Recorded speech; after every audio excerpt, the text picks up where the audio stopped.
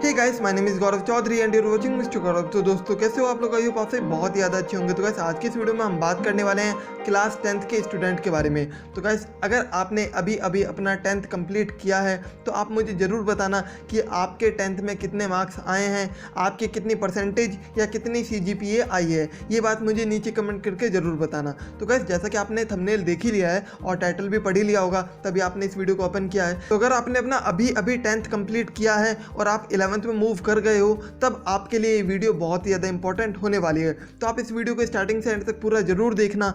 Channel पर नए हो तो सब्सक्राइब करके बेल आइकन को प्रेस कर लेना ताकि आने वाली सभी वीडियो का अपडेट आपको मिलता रहे। तो गाइस सबसे पहले मैं बता दूं, इस वीडियो के अंदर मैं ज़्यादातर बातें करने वाला हूं जेई मेन की प्रिपरेशन को लेकर और जेई एडवांस की प्रिपरेशन को लेकर। तो गाइस एक बात मैं आपको पहले क्लियर कर देता हूं, ये video mainly JEE Main aspirant के लिए होने वाली है। जो भी बच्चे जेई की प्रिपरेशन करना चाहते हैं, IITs में जाना चाहते हैं, NITs में जाना चाहते हैं, उनके लिए ये वीडियो बहुत ही ज़्यादा इंपॉर्टेंट होने वाली है। तो वीडियो को आप बिल्कुल भी स्किप मत करना, स्टार्टिंग से लेकर पूरा एंड तक जरूर देखना। तो चलिए वीडियो को स्टार्ट करते हैं। सबसे बेसिक से स्टार्ट करते हैं। तो अभी अभी अगर आपने अपना 10th कंप्लीट किया है तब आपके दिमाग में काफ़ी सारे क्वेश्चंस होंगे कि मुझे 11th में क्या लेना चाहिए, मुझे साइंस लेना चाहिए तो मैं आगे कुछ करूं, या फिर मुझे कॉमर्स ले लेना चाहिए उसके बाद मैं आगे कुछ करूं, फिर मुझे आर्ट्स ले लेना चाहिए इसके बाद मैं कुछ आगे करूं। तो कैसे एक बात मैं आपको पहले ही बता देता हूं, इनमें से कोई बड़ा या छोटा नहीं है। मतलब साइंस ऐसा नहीं है कि साइंस सबसे बड़ा है, आर्ट्स सबसे छोटा है या कॉमर्स बीच में, ऐसा कुछ भी नहीं है। ये ऑर्डर मैंने ऐसे ही दे दिया है, रैंडमली कोई भी ऑर्डर दे सकता है, ठीक है ना। तो अगर आप ये सोच रहे हो कि मुझे साइंस लेना चाहिए, कॉमर्स लेना चाहिए, आर्ट्स लेना चाहिए, तो ये आप अपने आप से पूछो कि आपको क्या पसंद है, उसके अकॉर्डिंग ही आपको अपनी स्ट्रीम सेलेक्ट करनी है, क्योंकि ये एक बहुत ही बड़ा डिसीजन होता है। इसीलिए अच्छे से सोच समझ के करना, ऐसे किसी के बहकावे में आके या सिर्फ मेरे कहने से या किसी और के कहने से बिल्कुल भी मत लेना। मैं इस वीडियो में आपको बिल्कुल नहीं बोलूँगा कि आपको साइंस लेनी चाहिए, कॉमर्स लेनी चाहिए या फिर आर्ट्स। अगर आपने पहले से डिसाइड कर लिया है कि मुझे तो भैया साइंस ही लेना है, तो इसके बाद फिर आपके पास दो ऑप्शन होने वाले हैं। एक तो आप मैथमेटिक्स ले सकते हो साइंस के साथ, उसके अलावा आप बायोलॉजी भी ले सकते हो। तो अगर आप मैथमेटिक्स लेते हो तब आप IIT JEE NDA और भी बहुत सारे अच्छे अच्छे एग्जामिनेशन को दे सकते हो। तो अगर आप मैथमेटिक्स लेते हो तो ज़्यादातर स्टूडेंट मैथमेटिक्स लेते हैं क्योंकि वो IIT JEE की प्रिपरेशन करना चाहते हैं, IITs के अंदर जाना चाहते हैं, इंजीनियरिंग करना चाहते हैं। तो अगर आपको इंजीनियरिंग करनी है IIT के थ्रू तब आपको मैथमेटिक्स ले लेनी है। नहीं तो अगर आप नीट वगैरह की प्रिपरेशन करना चाहते हो, मेडिकल फील्ड में जाना चाहते हो, तब आप बायोलॉजी भी ले सकते हो। लेकिन काफ़ी सारे स्टूडेंट ऐसे होते हैं जिनको दोनों में ही इंटरेस्ट होता है, उन्हें मैथमेटिक्स भी अच्छी लगती है और इक्वली बायोलॉजी भी काफ़ी ज़्यादा पसंद होती है। तो उनके लिए एक और ऑप्शन होता है जो कि हमारा मैथ्स प्लस बायो। तो अगर आप मैथ्स प्लस बायो ले लेते हो, यानी ये मैथ्स भी ले लेते हो और बायो भी ले लेते हो, तब आपको दोनों एक साथ मिल सकती है। लेकिन आपको ये चेक करना होगा कि आपके स्कूल के अंदर मैथ्स प्लस बायो मिलती है या फिर नहीं, या फिर दोनों में से कोई एक ही स्ट्रीम मिलेगी। तो आप ये अपने स्कूल से कॉन्टैक्ट करके पता कर सकते हो।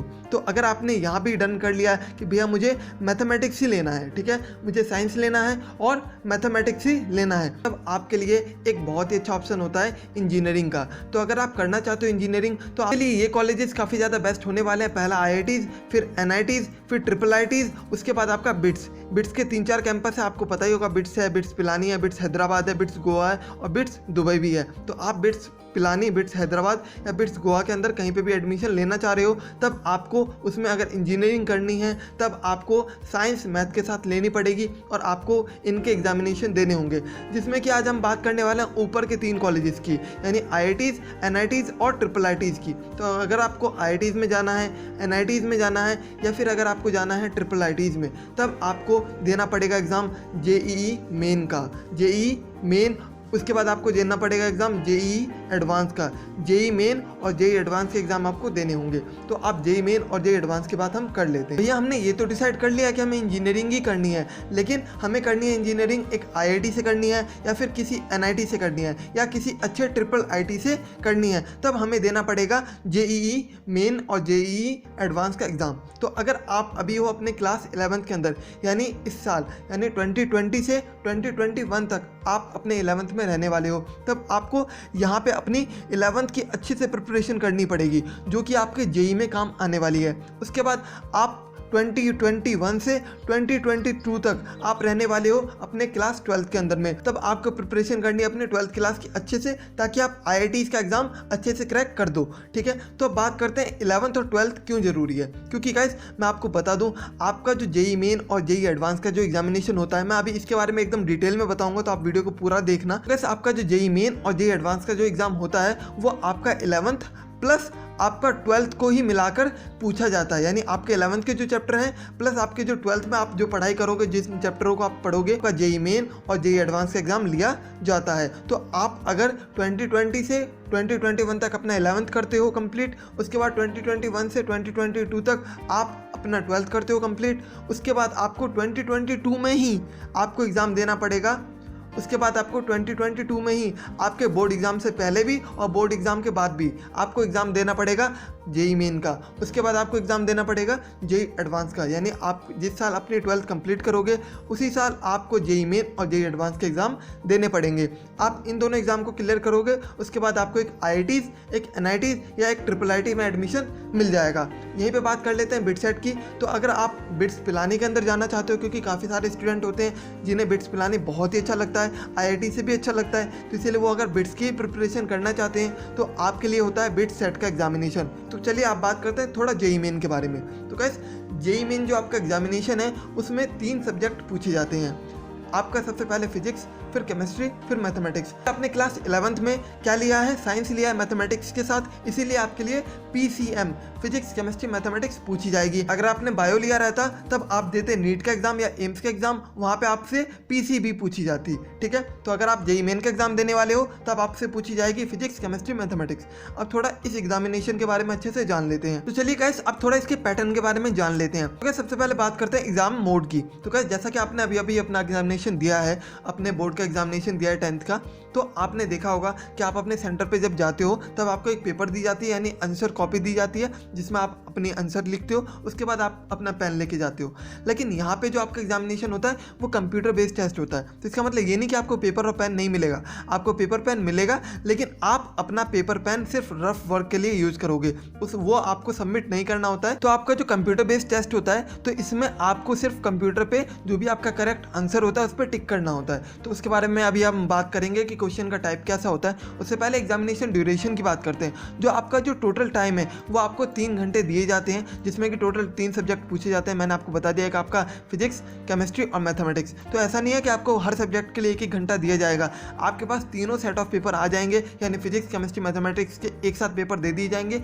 उनमें से आप जिनको पहले करना चाहो उनको कर सकते हो, जिस हिसाब से करना चाहो उस हिसाब से कर सकते हो। कोई ऐसा हार्ड एंड फास्ट रूल नहीं है कि आपको पहले फिजिक्स, मैथमेटिक्स या फिर केमिस्ट्री करनी पड़ेगी। लेकिन एक बात मैं आपको पहले बताता हूँ, आपको एक साथ इन तीनों के पेपर देने पड़ते हैं। जैसा कि आपने अभी अपना 10th का एग्जामिनेशन दिया है, तब आपको पता होगा कि आपका साइंस पूरा एक साथ आता है ना, उसी तरीके से यहाँ पे आप समझ लो कि यहाँ पे आपको बायो को हटा के पूरा का पूरा फिजिक्स, केमिस्ट्री और मैथमेटिक्स एक साथ ही आपसे पूछा जाएगा। लेकिन आप जब अपने बोर्ड के एग्जामिनेशन दोगे तो वहाँ पे आपसे फिजिक्स अलग पूछी जाएगी, केमिस्ट्री अलग पूछी जाएगी और मैथमेटिक्स अलग पूछी जाएगी। लेकिन यहाँ पर आपसे फिजिक्स, केमिस्ट्री, मैथमेटिक्स एक साथ ही पूछी जाती है। सब्जेक्ट मैंने आपको बता दिए कि आपके 3 सब्जेक्ट होते हैं PCM, ठीक है। टोटल नंबर ऑफ क्वेश्चन की बात करें तो यहाँ पे आपके टोटल 75 क्वेश्चन होते हैं, जो कि आपको 3 घंटे के अंदर करने पड़ते हैं, और वो भी आपको हर सब्जेक्ट में 25 क्वेश्चन होते हैं। यानी 25 आपके फिजिक्स के क्वेश्चन होंगे, 25 आपके केमिस्ट्री के क्वेश्चन होंगे और 25 ही आपके मैथमेटिक्स के क्वेश्चन होंगे। तो आपके टोटल 75 क्वेश्चन हो जाते हैं। इसके बाद बात करते हैं टाइप्स ऑफ क्वेश्चन की। तो क्वेश्चन किस तरीके का पूछा जाता है, तो कैसे क्वेश्चन टोटल 2 तरीके के पूछे जाते हैं यहाँ पे। पहला आपका ऑब्जेक्टिव बेस्ड क्वेश्चन होता है, यानी MCQ वाले क्वेश्चन। आपके पास 1, 2, 3 एंड 4 4 ऑप्शन होंगे और आपका क्वेश्चन लिखा हुआ होगा, आपके पास 4 ऑप्शन होगा, उनमें से कोई एक आंसर ही करेक्ट होगा। आपको उस पर टिक करना है और अपना आंसर को सबमिट करना है, ठीक है। तो ऐसे आपके पास हर एक क्वेश्चन के लिए 4 ऑप्शन होंगे, वो भी हर सब्जेक्ट में आपके 20 क्वेश्चन होंगे, ठीक है। तो यानी फिजिक्स में आपके टोटल 25 क्वेश्चन है, जिसमें से 20 क्वेश्चन आपके MCQ वाले होंगे और 5 क्वेश्चन आपके न्यूमेरिकल वाले होंगे। न्यूमेरिकल मतलब आपके उन क्वेश्चन के आंसर कैसे भी हो सकते हैं, न्यूमेरिकल वैल्यू वाले होंगे, जो कि आपको वहाँ पे सबमिट करना पड़ता है, ठीक है। आपके 20 क्वेश्चन तो MCQ हो जाएंगे, 5 क्वेश्चन आपके न्यूमेरिकल टाइप वाले हो जाएंगे। तो सेम आपका फिजिक्स के लिए और सेम आपका मैथमेटिक्स के लिए होता है। अब बात करते हैं मार्किंग स्कीम की। तो गाइस यहाँ पर सबसे पहले बात मैं आपको ये बता दूँ, यहाँ पर नेगेटिव मार्किंग होती है। तो गाइस आपके जो स्टार्टिंग के जो 20 क्वेश्चन होते हैं उन 20 क्वेश्चन के अंदर में आपकी नेगेटिव मार्किंग भी होती है। तो नेगेटिव मार्किंग किस तरीके की होती है, अगर आपने इन 20 क्वेश्चन में से अगर कोई क्वेश्चन सही किया, मान लो आपने क्वेश्चन नंबर 1 सही कर दिया, तब आपको उस क्वेश्चन के लिए आपको +4 मार्क्स दिए जाते हैं, यानी 4 नंबर आपको एक क्वेश्चन सही करने पर मिलेंगे। अगर आपने कोई क्वेश्चन गलत कर दिया, फॉर एग्जाम्पल अगर आपने 2 क्वेश्चन ही अटैम्प्ट किए 20 क्वेश्चन में से, एक क्वेश्चन आपका क्वेश्चन नंबर 1 जो कि आपने सही किया और दूसरा क्वेश्चन आपका क्वेश्चन नंबर 2 जो कि आपने गलत कर दिया, तो गलत करने पर -1 आपको मार्क्स दिए जाएंगे। तो आपने 4th क्वेश्चन सही, पहला वाला क्वेश्चन सही किया था तो आपको +4 मिले, और उसके बाद आपने एक क्वेश्चन गलत कर दिया जिसकी वजह से आपको -1 मिलेगा, तो टोटल आपके मार्क्स होंगे 3। तो आपने कितने क्वेश्चन किए, आपने 20 में से 2 क्वेश्चन किए जिसमें कि एक सही किया एक गलत किया, तो आपके टोटल मार्क्स 3 हो गए। तो आई होप आप समझ गए होंगे कि आपको किस तरीके से नेगेटिव मार्किंग मिलती है ऑब्जेक्टिव क्वेश्चन के अंदर। बात करें न्यूमेरिकल बेस्ड क्वेश्चन के अंदर, तो यहाँ पे आपकी नेगेटिव मार्किंग बिल्कुल भी नहीं होती।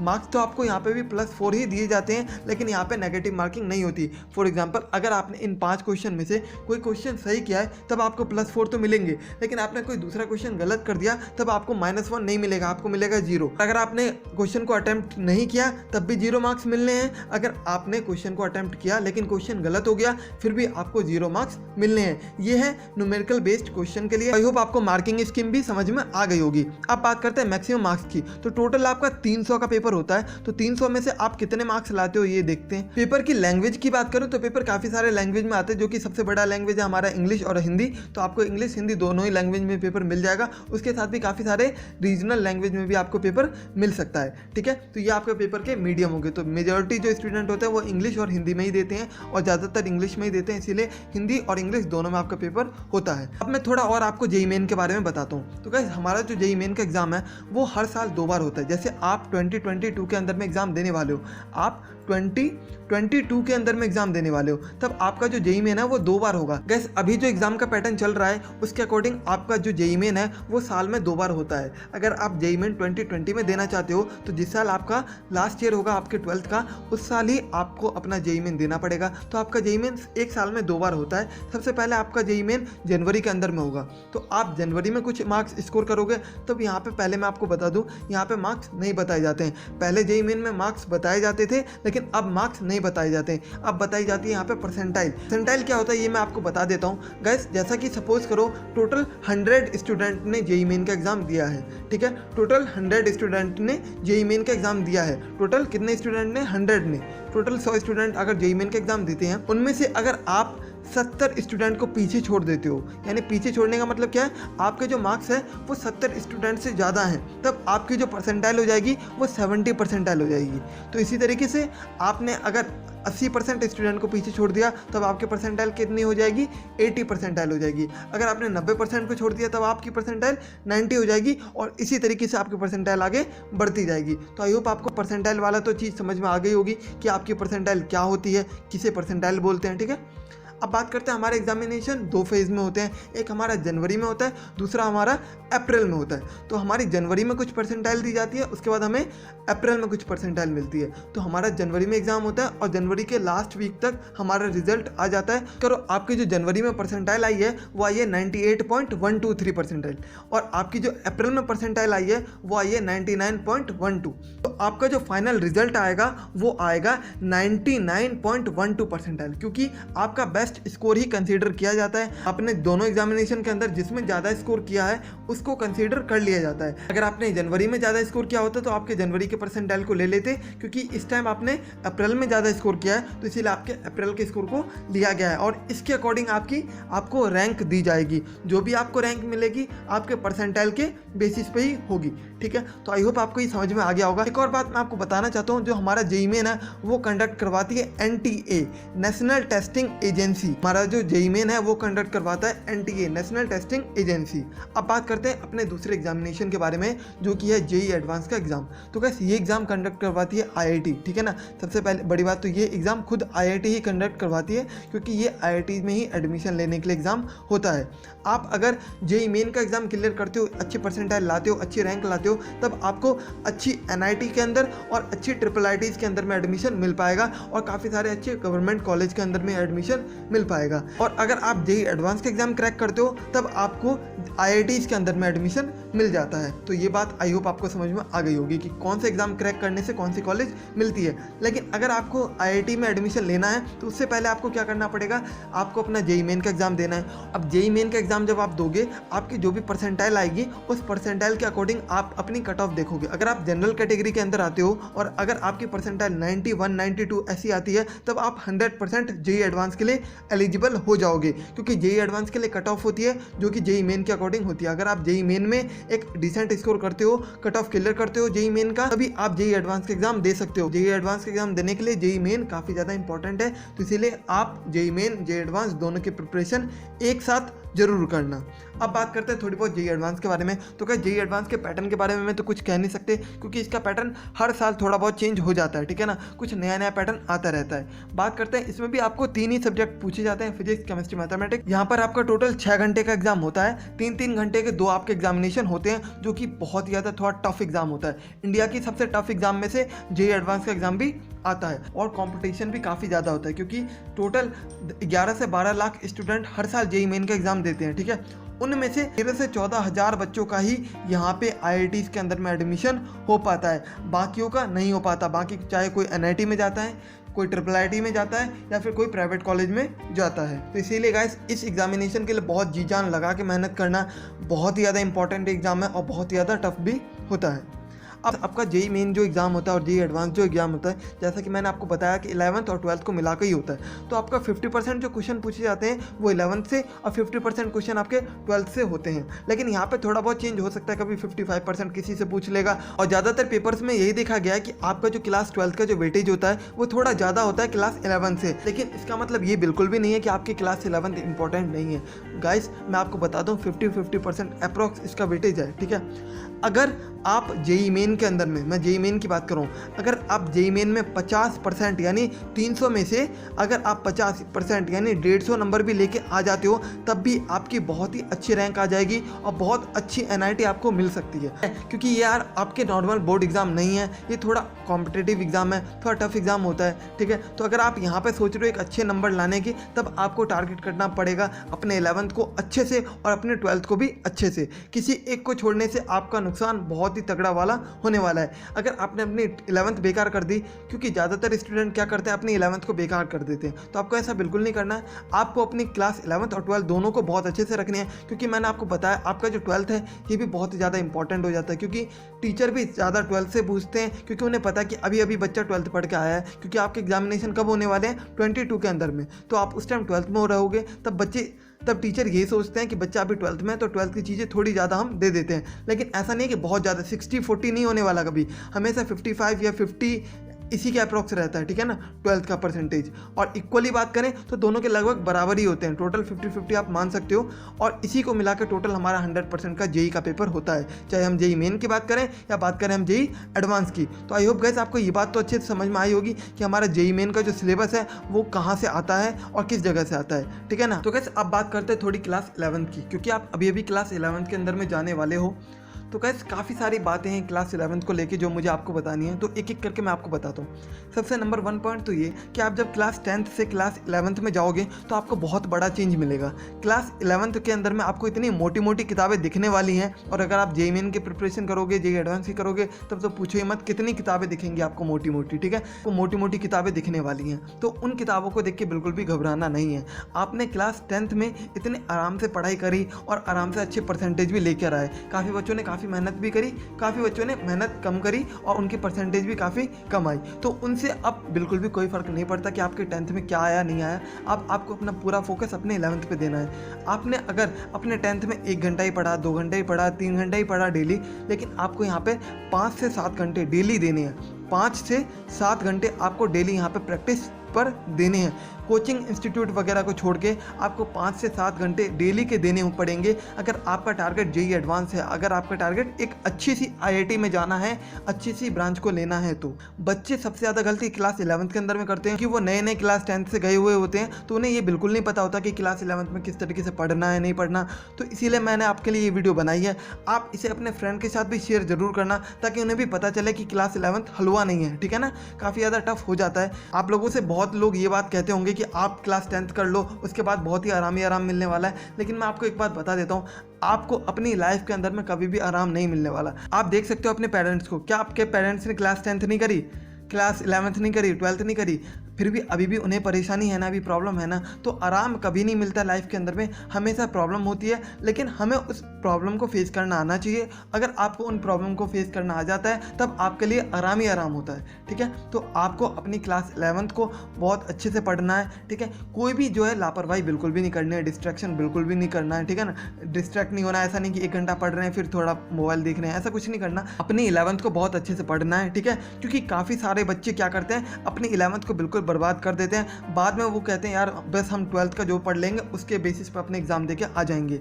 लेकिन मैंने आपको बताया कि क्लास 12th का वेटेज 50% ही है। आज ज़रूरी नहीं कि आपने 50% पढ़ा है तो आप 50% क्वेश्चन करके आ जाओगे। अगर कोई बच्चा 100% पढ़ के जाता है ना, तब वो शायद 50% क्वेश्चन कर पाए। तो आपने तो यहाँ 50% ही पढ़ रखा है, तो सोचो आप कितने % क्वेश्चन करके आने वाले हो।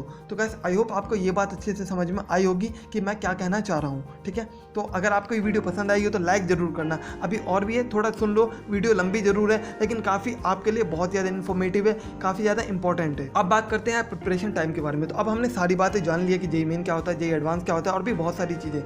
अब आपको क्या करना है, अब हम अपनी क्लास 11th को देखते हुए टारगेट कर रहे हैं, ठीक है। तो सबसे पहले तो आपको एक प्रॉपर प्लान बनाना पड़ेगा, एक अच्छा सा प्लान आपको बनाना पड़ेगा, रेडी करके रखना पड़ेगा कि आपको किस तरीके से पढ़ाई अपनी करनी है। उसके अलावा आपको सेकंड पॉइंट ये करना पड़ेगा कि आपको अच्छी किताबें लेनी है। आपको अपने लिए एक अच्छी किताबें डिसाइड करनी है कि मुझे इन किताबों से पढ़ना है। और अगर आपको अच्छी किताबों के बारे में ज़्यादा नहीं पता है तो आपको नीचे डिस्क्रिप्शन में मैंने सारी बुक्स का लिंक दे दिया है, आप वहाँ से जाके बुक्स को परचेज कर सकते हो। वहाँ पर मैंने एकदम बेस्ट बुक के लिंक आपको दे रखे हैं और वो सारे के सारे बुक्स आपके लिए बहुत ज़्यादा हेल्पफुल रहेंगे। तो आप नीचे एक बार डिस्क्रिप्शन जरूर चेक कर लेना। इसके बाद जो थर्ड पॉइंट है वो है यार हमारा कोचिंग। काफ़ी सारे बच्चों के दिमाग में होता है कि हमें कोचिंग ज्वाइन करना है अपने प्रिपरेशन के लिए, तो बिल्कुल कर सकते हो, कोई दिक्कत नहीं है। आप कोचिंग ज्वाइन करना चाहो तब भी, नहीं करना चाहो तब भी, दोनों डिसीजन बिल्कुल सही है, कुछ भी गलत नहीं है। अगर आप ज्वाइन करना चाहते हो तो बात आती है कि ऑफलाइन करें या फिर ऑनलाइन करें। तो देखो ऑफलाइन अब मत ही करना, ठीक है ना। अब ऑफलाइन में उतना दम रहा नहीं है, पैसे बहुत लेते हैं लेकिन काम कुछ होने वाला नहीं। और जैसा कि अभी चल रहा है ये कोरोना वायरस का पेंडेमिक, तो इसमें तो ऑफलाइन की तो कुछ बात ही नहीं है, सब कुछ ऑनलाइन हो रहा है। तो मैं आपको यही बोलूँगा कि आप जो भी अपना कोचिंग लो वो ट्राई करो कि आपका ऑनलाइन ही हो, ठीक है ना। ऑनलाइन ही अभी बेस्ट है, ऑफलाइन में इतना ज़्यादा फायदा भी कुछ नहीं है। अगर कोचिंग ज्वाइन करना चाहते हो तो ऑनलाइन क्लासेस ले सकते हो, ठीक है। अब बात करते हैं सबसे यार इंपॉर्टेंट, क्योंकि हम लोग अब ज़्यादातर टाइम अपना यूट्यूब पे भी स्पेंड करते हैं, तब आपको अपने लिए सबसे बेस्ट चैनल सेलेक्ट करने होंगे। अब वो आप अपने अकॉर्डिंग सेलेक्ट कर सकते हो, तो आपको अपने लिए सबसे अच्छे बेस्ट यूट्यूब चैनल सेलेक्ट करने पड़ेंगे। अगर आपको इनमें से किसी भी टॉपिक पर कोई वीडियो चाहिए सेपरेटली तो मुझे नीचे कमेंट करके बता देना, मैं आपको इस पर एक सेपरेटली नई वीडियो बना के, अच्छे से वीडियो बना के, डिटेल वीडियो बना के आपको दे दूंगा। बस आप मेरे चैनल को भी सब्सक्राइब कर सकते हो, मैं भी आपके लिए बहुत अच्छी important JEE related, NEET related videos लाता रहता हूँ। और गाइस जैसा कि आप सभी के स्कूल अभी ओपन तो होने वाले हैं नहीं, तो आपको क्या करना है, अपने घर पे ही अच्छे से पढ़ाई करनी है, ठीक है ना। अभी हो क्या रहा है कि बच्चे घर पर हैं तो ज़्यादा अच्छे से पढ़ नहीं पा रहे हैं, समझ सकता हूँ, लेकिन आपको अपनी पढ़ाई घर से ही करनी है। फ्रेंड से बात कर सकते हो लेकिन अपनी घर से पढ़ाई अच्छे से आपको करनी पड़ेगी, ठीक है ना। इसमें कुछ भी हम नहीं कह सकते, आपको घर पर रह के बहुत अच्छे से पढ़ाई आपकी करनी है। दूसरी बात करते हैं यार, आपको अब क्या करना है, आपको जाना है जेईई मेन की ऑफिशियल वेबसाइट पर, आपको वहाँ पे सिलेबस डाउनलोड करना है जेईई मेन का, और साथ में आपको जेईई एडवांस का भी सिलेबस डाउनलोड करना पड़ेगा। इसके बाद आप ये चेक कर सकते हो कि आपके कौन कौन से टॉपिक 11th में और कौन कौन से टॉपिक आपके 12th में, आप उसका प्रिंट आउट लेके अपने पास जरूर रख लेना। और इसके बाद एक और बात मैं आपसे कहना चाहता हूँ कि आप दोनों की तैयारी एक साथ करना, मतलब जेईई मेन और जेईई एडवांस दोनों की एक साथ ही तैयारी करना। ऐसा नहीं कि पहले जेईई मेन की कर रहे हैं बाद में जेईई एडवांस की करेंगे, ऐसा बिल्कुल भी नहीं, क्योंकि दोनों के सब्जेक्ट सेम है, टॉपिक सेम है, तो आप पढ़ाई भी एक साथ कर सकते हो, ठीक है। इसके बाद बात करते हैं, सारे सब्जेक्ट को आपको बराबर टाइम देना है। कोई सब्जेक्ट अगर आपको लग रहा है कि मेरा वीक है तो उसे आप ज़्यादा टाइम दे सकते हो, लेकिन आपको ज़्यादातर सब्जेक्ट को ज़्यादा टाइम ही देना है, यानी इक्वली टाइम देना है। ऐसा नहीं किसी को तो 4 घंटे दे रहे हो और किसी को 1 घंटा भी ढंग से नहीं दे रहे, सबको इक्वल टाइम आपको देना पड़ेगा। और एक बात और मैं आपसे लास्ट बात यही कहना चाहूँगा कि गाइस ज़्यादा मत सोचो, प्रिपरेशन स्टार्ट कर दो। एग्ज़ाम के बारे में जितना सोचोगे उतना ज़्यादा प्रॉब्लम होगी, उतनी ज़्यादा बातें पता चलेगी, उतना ज़्यादा आपको डर लगेगा।